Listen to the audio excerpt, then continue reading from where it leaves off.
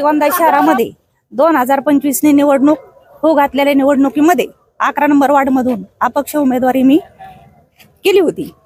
आज खऱ्या अर्थाने 11 नंबर मध्ये बोलण्याचं कारण हेच आहे की भारतीय जनता पार्टीमध्ये गेले 20 वर्ष मी काम केलं। ज्यावेळेस भारतीय जनता पार्टीचं कमळाचं चिन्ह कुणी हातात घेत नव्हतं त्या टायमिंगला आम्ही उमेदवारी केली 2014 ला। त्याच्यानंतर 2019 ला त्यांनी आम्हाला थांबवलं। 20 वर्ष आज त्यांनी आम्हाला प्रामाणिक कार्यकर्त्यावर त्यांनी अन्याय केलेला आहे आणि ह्या अन्यायाला वाचा फोडण्यासाठी मी आज शिवसेनेमध्ये शुभंगीताई पोटे असतील नगराध्यक्ष महिला म्हणून उमेदवारी मी करत होते। म्हणजे जो फॉर्म भरला होता मी भामाताई कोथुंबिरे ह्या त्यांना मी जाहीर पाठिंबा देते।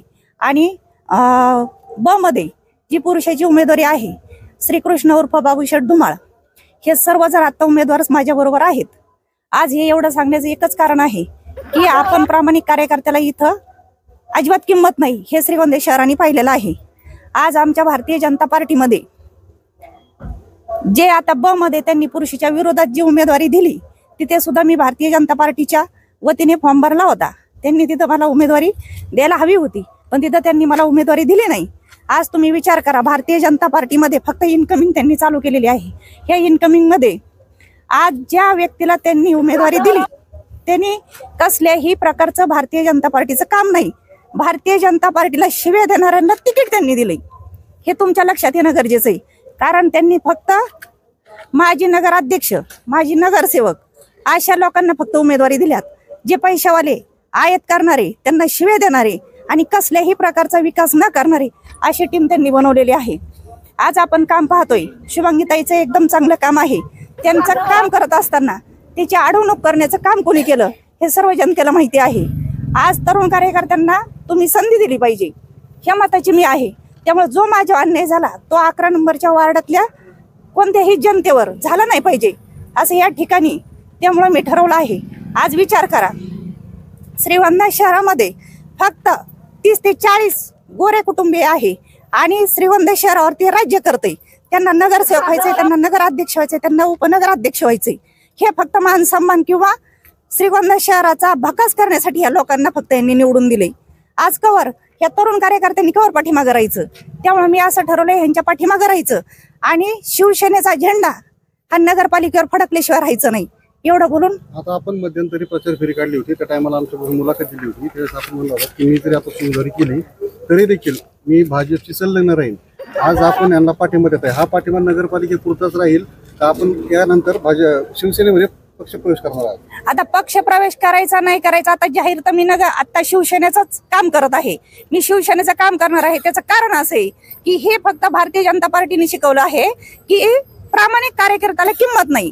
कारण त्यांनी ज्यांना उमेदवारी दिल्यात आज तुम्ही बघा 3 गोऱ्यांना 3 नगरसेवक पदी त्यांना उमेदवारी दिली का दिली? त्यांना डायरेक्ट बोलवलं आणि डायरेक्ट तिकीट दिलं। मग आमच्या सरळ अन्याय मग आमची तिथं किंमत नाहीये। त्यामुळे शिवसेनेबरोबर काम करायचं त्यांच्याबरोबर राहायचं हा मी निर्णय घेतलाय। कारण आज खऱ्या अर्थाने मला दिलीप गांधींची आठवण झाली। प्रामाणिक कार्यकर्त्याला भारतीय जनता पार्टीमध्ये सन्मान मिळू शकत नाही। आपण पक्ष प्रवेश करणार आहात? पक्ष प्रवेश तो आता होऊनच जाईल कारण की ह्या सगळ्या माझ्या बरोबर आहेत। ह्या सर्व माजी मुख्यमंत्री आणि सध्याचे उपमुख्यमंत्री शिंदे साहेब ह्या लाडक्या बहिणी आहेत आणि लाडक्या बहिणीची योजना ही कुणी आणलेली आहे? एकनाथ शिंदे साहेबांनी आणलेली आहे आणि त्याचा भांडवल करून हे भारतीय जनता पार्टीने आतापर्यंत सगळं केलेलं आणि खोटं राजकारण करतात। ही मला खोट्या राजकारणी बरोबर राहायचं नाही। आपण भाजपला उमेदवारी मागितली होती मात्र त्यांचा निकषानुसार जो ते सांगतायत की सर्वे सुरू होता सर्वेमध्ये आपण अपात्र ठरलात असं काही कारण असू शकतात त्या संदर्भात? नाही सर्वे कसला प्रकारचा झालेला नाही। आज ज्या उमेदवारी त्यांनी दिलेल्या आहेत आज तुम्ही सांगा अ मध्ये महिलेची उमेदवारी त्यांनी माझी डावलली ठीक आहे काय हरकत नाही तुम्हाला गोरेनलाच करायची ना करा पण ब मध्ये खुल्या वार्डामध्ये महिलेला उमेदवारी करण्याचा अधिकार होता। भारतीय जनता पार्टीचा मी अर्ज दाखल केला होता तिथे। मग ज्या उमेदवाराला त्यांनी जे तिकीट दिले त्याचा भारतीय जनता पार्टीशी किंवा सर्वेशी काही संबंध आहे का?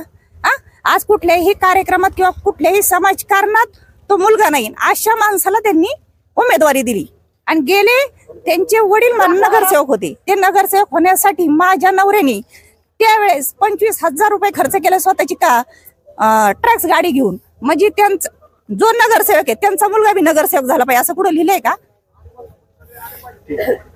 धन्यवाद।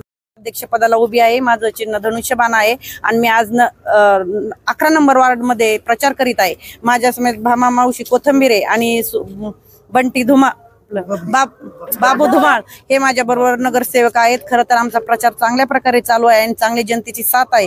खरं सर आमच्या पाठीमागे महिला भगिनी असेल, तरुण असेल, चांगल्या प्रकारे प्रतिसाद देतात आणि चांगल्या प्रकारे जे कामं राहिले असेल या वार्डामध्ये ते नक्की हे 2 उमेदवार करू शकतील आणि मीही करून देईल असं आश्वासन देते। आणि आज आमच्या समेत माझ्या मैत्रिणी जयश्रीताई कोथंबिरे यांनीही मला साथ दिली आणि असाच पाठिंबा, यांचं काम खूप छान आहे। खरं तर ह्या सर्वच कार्यक्रमात सहभागी असतात आणि सर्व जनतेच काम करत असतात। त्यांचं काम चांगलं आहे आणि त्यांनी आम्हाला पाठिंबा दिला, आम्हाला खूप आनंद झाला।